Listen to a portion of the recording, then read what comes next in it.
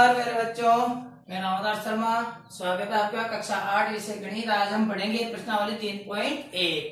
3.1 में हमें एक प्रश्न दिया गया है। ये कुछ आकृतियां हैं, आप उसमें देखिए। इन आकृतियों को देख करके पहचानना है और इनका वर्गीकरण करना है। पहला प्रश्न देगा आपका, पहले में एक साधारण वक्र छांटना है। इन आकृतियों को देख के आपको साधारण वक्र छांटना है। तो सबसे पहले आपके दिमाग में आएगा कि साधारण वक्र होता क्या है, कहते किसे हैं? वक्र। देखिए आप, ये रेखा कैसी है? टेढ़ी मेढ़ी। वक्र शब्द का मूल अर्थ होता है टेढ़ा मेढ़ा। तो ये जो साधारण वक्र है, इसकी परिभाषा हम कहेंगे ऐसी आकृति जो सरल रेखाखंड या वक्र दोनों से मिलकर, या रेखाखंडों से बनी हुई आकृति या वक्रों से बनी हुई आकृति, उसे हम क्या कहेंगे? साधारण वक्र कहेंगे। जिसकी भुजाएं एक दूसरे को काटती नहीं हो, जैसे इस चित्र में नहीं काट रही है, इसमें काट रही है, तो भुजाएं आपस में एक दूसरे को क्रॉस नहीं करें। और ऐसे वक्र, ऐसी रेखाएं जिनके जो जटिल नहीं हो, जिनके अंदर दूसरी रेखा बनी हुई नहीं हो। जैसे यहाँ पर ये आकृति है, इसमें एक दूसरी आकृति हो, तो एक से अधिक आकृतियों का मिश्रण नहीं हो और एक रेखा दूसरी रेखा को काटे नहीं, ऐसी आकृतियों को हम साधारण वक्र कहते हैं। तो देखिए, ये सरल रेखाखंडों से बनी हुई एक वक्र है, साधारण वक्र है। ये भी सरल रेखाखंडों को मिला करके बनी हुई एक आकृति है और ये क्या है? एक साधारण वक्र है। यहाँ पर देखिए, ये वक्रों से बनी हुई है, रेखाखंडों से तो नहीं है, लेकिन वक्रों से बनी हुई आकृति तो है। लेकिन एक आकृति में दूसरी आकृति भी है, इसलिए जटिल हो गई, ये साधारण वक्र नहीं हो सकती है। ये रेखाखंडों से बनी हुई आकृति है, लेकिन इस आकृति की भुजाएं एक दूसरे को आपस में काट रही है, इसलिए ये भी साधारण वक्र नहीं हो सकती है। हाँ, ये साधारण वक्र है। ये देखिए, एक आकृति ये यहाँ मिल रही है, दूसरी आकृति यहाँ से मिलकर जा रही है। एक ही आकृति है, ये एक दूसरे के बिंदुओं को क्रॉस नहीं कर रही है। चाहे सरल रेखाखंड हो चाहे वक्र हो, उनसे बनी हुई आकृति साधारण वक्र होती है। ये जटिल नहीं है, ये सिंगल है, इसलिए इसको हम साधारण वक्र कहेंगे।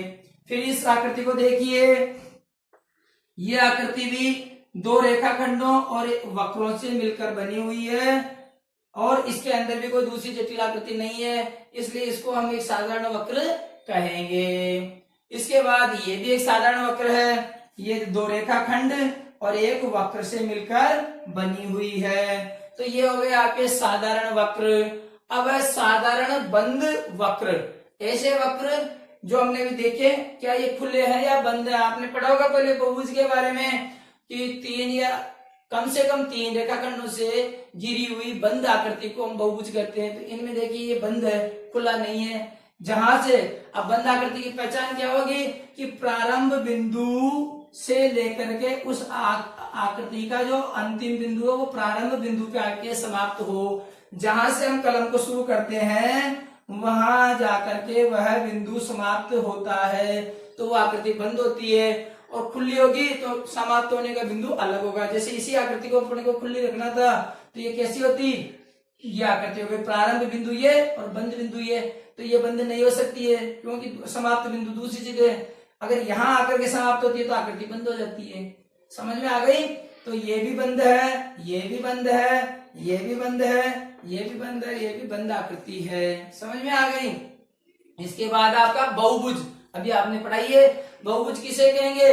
कम से कम तीन रेखाखंडों से बनी हुई आकृति जो प्रारंभ बिंदु से लेकर के उसका समापन बिंदु भी वहीं जाके मिले, वो एक बहुभुज होगा। और उसकी एक भुजा कम से कम दो भुजाओं को स्पर्श करती है। जैसे तीन भुजाएं तो कम से कम ये पहली भुजा, ये दूसरी भुजा। अब कम से कम कितनी भुजा होनी चाहिए? तीन भुजाएं, तो ये तीसरी भुजा। कोई सी भी भुजा देख लीजिए, इस भुजा को लेंगे तो इसको इसको स्पर्श कर रही है, इस भुजा को लेंगे तो इस भुजा को इस भुजा को स्पर्श कर रही है। तो कहने का मतलब एक बहुभुज में कम से कम तीन आकृतियां होगी, तीन रेखाखंड होंगे और एक रेखाखंड कम से कम दो रेखाखंडों को स्पर्श करता हुआ होगा, तो वो बहुभुज कहलाएगा। तो ये भी एक बहुभुज है, ये भी एक बहुभुज है और इसमें ये भी एक बहुभुज है। भुजाएं है इसमें। इस प्रकार आपको ये बहुभुज समझ में आ गया। अब है आपका उत्तल बहुभुज।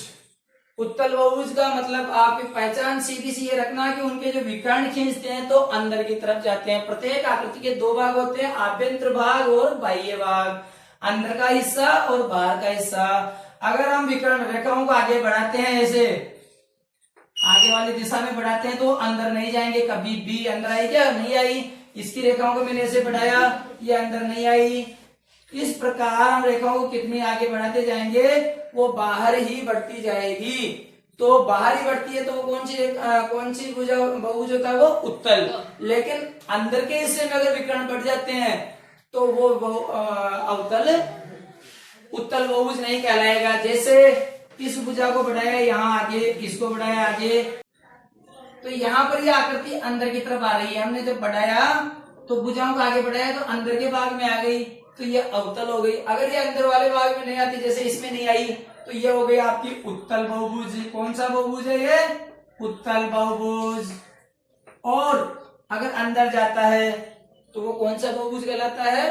अवतल। और समझा देता हूं दोबारा इस आकृति को आपको। ये आकृति है, ऐसे बढ़ाया तो अंदर के भाग में आ गए, इसलिए ये कौन सा बहुभुज हो गया? अवतल। जबकि इसमें बाहर जा रही है। समझ में आ गए? उत्तल और अवतल बहुभुज की परिभाषा। ये अंदर की तरफ आ रहा है, ये अवतल की श्रेणी में आएगा।